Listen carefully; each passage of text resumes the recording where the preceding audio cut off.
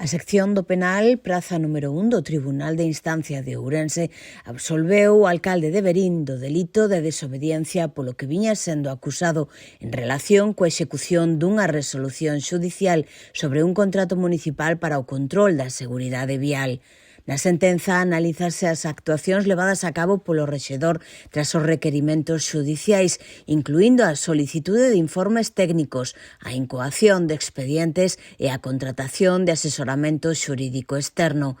Na sentenza explícase que non queda acreditado que o investigado levase a cabo un comportamento inactivo non facendo ordenado e que iniciase un procedemento administrativo meramente dilatorio. A maxistrada conclúe que da proba practicada non se desprende que o acusado actuase con vontade de incumprir o mandato xudicial. Sinala a existencia de actuacións administrativas encamiñadas, aínda que de forma tardía, a dar cumprimento á resolución. A sentenza non é firme, xa que cabe interpoñer recurso ante a Audiencia Provincial de Ourense.